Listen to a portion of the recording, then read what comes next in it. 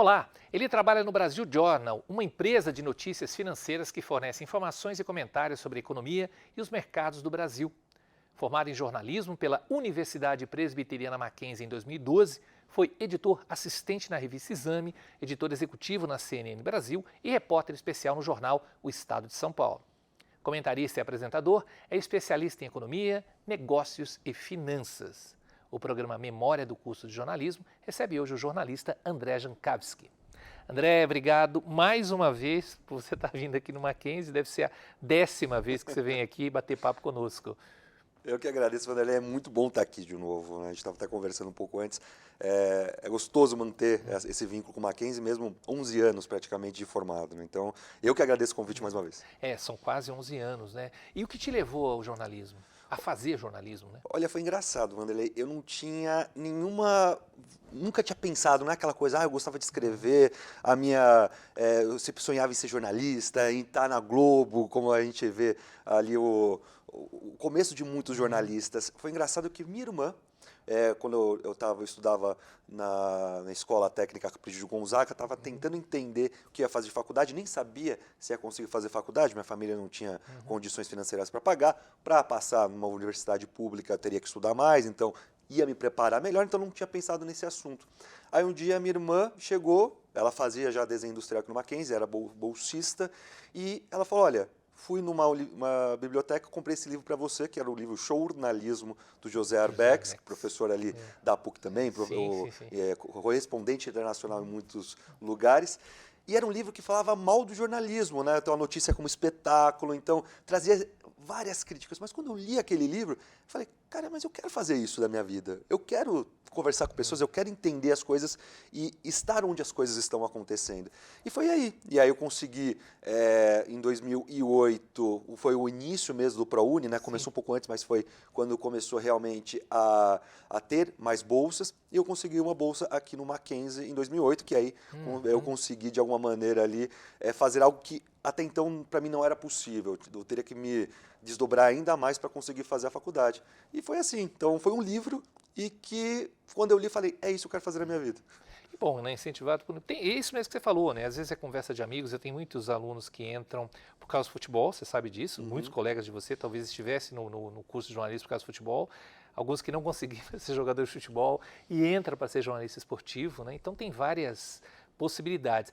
André, são mais de 10 anos da sua formatura, né? O que mudou, ou se mudou o jornalismo de lá para cá? Olha, eu acho que a essência do jornalismo, ela continua a mesma. É você apurar, escrever, publicar em vídeo, publicar agora em podcast, que tem crescido bastante, na rádio. Eu acho que a essência não muda e principalmente o relacionamento que você tem com a fonte, a confiança entre as partes, eu acho que isso continua sendo a essência do jornalismo. Mas, obviamente, que a gente tem que pensar em novos formatos. Então, pensar numa maneira que a audiência quer.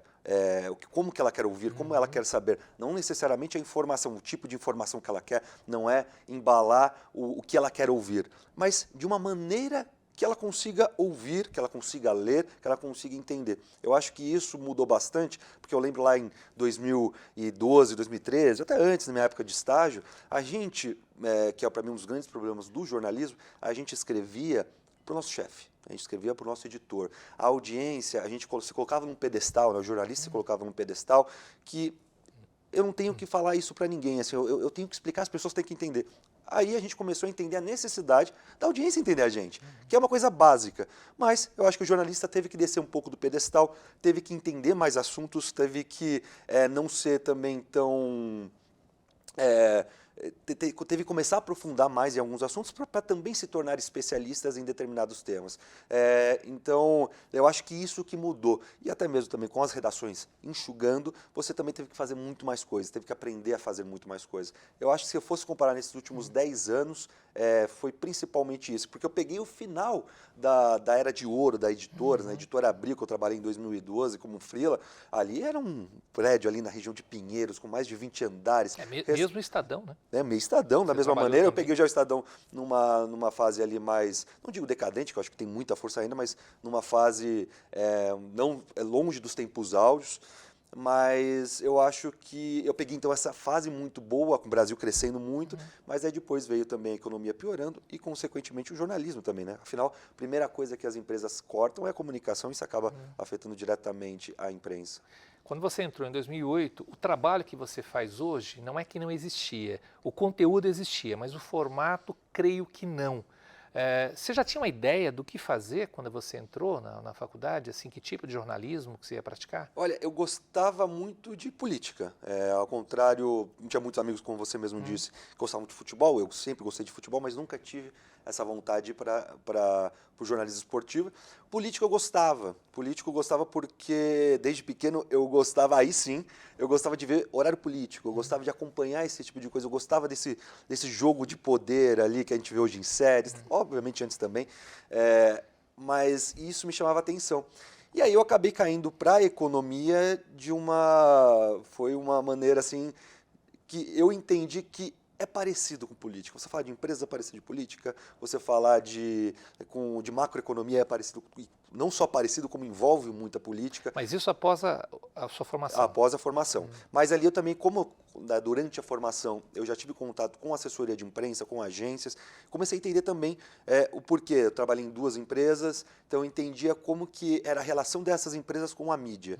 Então isso foi ali, eu comecei a entender melhor o trabalho mesmo que a imprensa tem que fazer com as empresas também, e isso foi ali que meio que abriu minha cabeça para ir para o jornalismo econômico. Eu me lembro de você na faculdade meio agitando, fazendo uma série de coisas, seja no esporte, seja nos diretórios acadêmicos, tal. Você trazia convidados. Como foram os seus 4 anos na faculdade? Foram muito bons. Eu acho que eu lembro quando eu entrei aqui no Mackenzie pela primeira vez para entregar um trabalho para minha irmã, isso antes de estudar.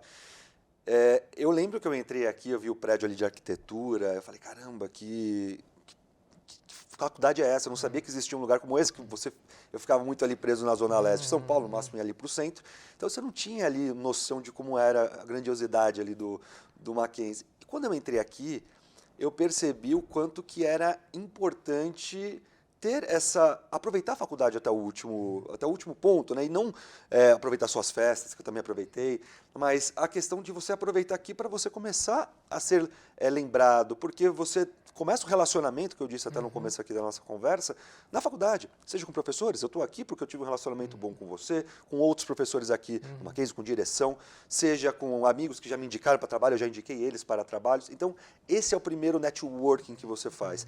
Mas eu queria ir além e aí comecei a me envolver em atlética, comecei a me envolver principalmente no diretório acadêmico, que na minha época era bem abandonado, e aí eu, mais um grupo de amigos, começamos vamos fazer isso aqui.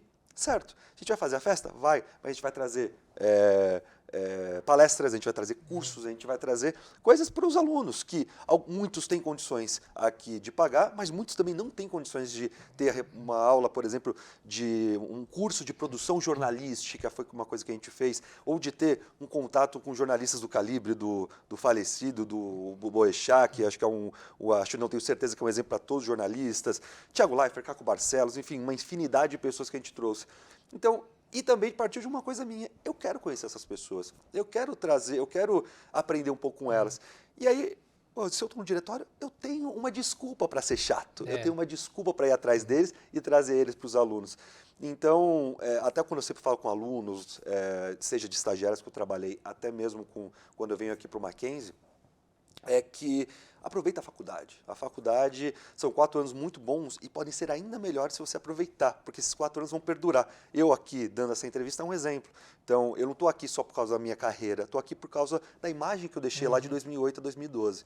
Então, Mackenzie foi um grande diferencial para mim e ainda voltei depois de um tempo como professor convidado na pós-graduação, que foi também uma experiência engraçada. Eu tinha 25 anos e eu dava aula para gente de 30, 40 anos. Então, mas tudo isso foi por causa da faculdade, por causa da imagem que eu deixei, principalmente pelo que eu trabalhei aqui dentro da faculdade. Então, Mackenzie, para mim, eu sou eternamente grato por tudo que aconteceu aqui. André, quando você entrou no curso de jornalismo, já não era mais necessário a obrigatoriedade do diploma para o exercício legal da profissão. Você acha importante ainda a formação universitária para o jornalista? Olha, a formação é importante para tudo quanto profissão, né? Obviamente tem algumas que você tem que ter uma especialidade muito grande.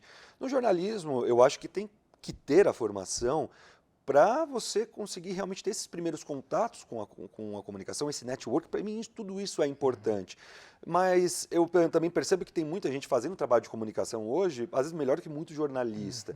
Então, eu acho que, até quando a gente pega as grandes empresas de jornalismo, todas elas pedem a formação em jornalismo. Então, mesmo que tenha acabado essa obrigatoriedade, de uma maneira existe. Se não me engano, só a Folha, que por querer ter mais especialistas, vai lá, contrata especialista em direito, em economia, né, então formados nessas áreas.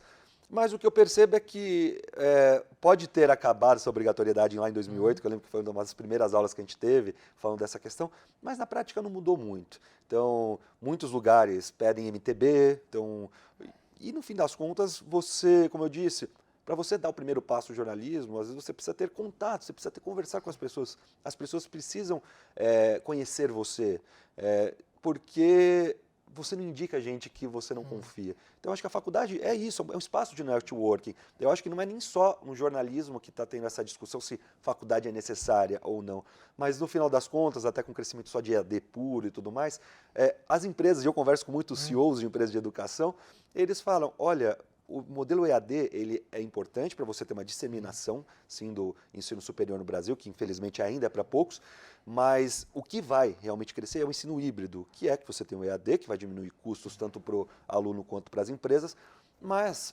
as pessoas têm que ter contato, as pessoas têm que conversar, as pessoas têm que trocar. É isso. Eu acho que esse tipo de ensino nunca vai mudar.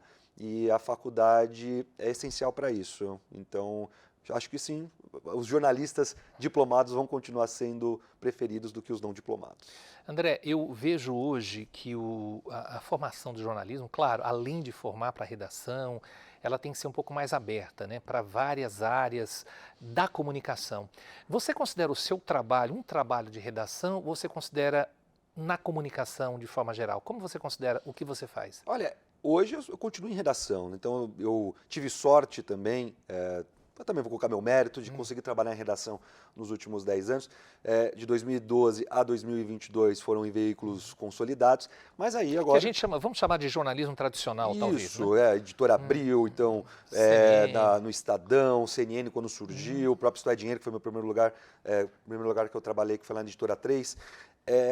Mas o Brasil Journal, ele é um veículo que é novo, que veio do Geraldo Samor, que foi o criador ali de um blog que era na Veja Supermercados, e você começa a ter veículos muito mais direcionados. Então, hoje, eu não falo necessariamente com uma pessoa que está querendo aprender a investir. Eu falo com tomadores de decisão, com CEOs de empresa, eu falo com políticos dos mais diversos calibres, e eu produzo conteúdo, inclusive, para eles. Então, eu acho que esses veículos cada vez mais especializados, eles ganham espaço, porque uma Folha, um Estadão, uma Globo, uma CNN, enfim, uma Abril com a Veja, eles, às vezes, como eles têm que mostrar o conteúdo e traduzir o conteúdo de uma maneira muito mais simples, sem ser simplista, mas de uma maneira mais simples para ter uma total compreensão, lá eu posso ser um pouco mais direcionado, lá eu consigo fazer uma pergunta, entre aspas, mais difícil. Então eu acho que isso acaba... ele é o futuro do jornalismo também, e a gente fala de dinheiro, o dinheiro também de grandes empresas está indo para esses veículos, porque você consegue ali realmente trazer um conteúdo ali diferenciado. Não que o outro seja ruim, mas aqui ele acaba sendo mais direcionado e mais rico para, de repente, pessoas que saibam mais sobre o assunto. Então, ali maneiras diferentes de ver a comunicação, e eu continuo achando que é um trabalho de redação, porque a gente continua ali hoje são uma redação de 7 pessoas, e todas ali totalmente focadas naquilo que fizeram, em veículos como Exame, como Estadão, como Isto É, enfim, como Valor, como revistas da Editora Globo. Então, eu acho que só está mudando um pouco a forma, e o conteúdo também, mas no final das contas tudo continua sendo redação. Você acredita que é um distanciamento em termos de conteúdo da universidade para o mercado? Falando em economia, eu acho que sim. Até aqui no Mackenzie tive professores muito bons, só que eu acho que até o jornalismo econômico, ele é patinho feio em alguns momentos dos próprios alunos que acham que é difícil. Ah, é número, eu jamais vou entender o que é isso, o que é aquilo, o que é inflação, o que é deflação.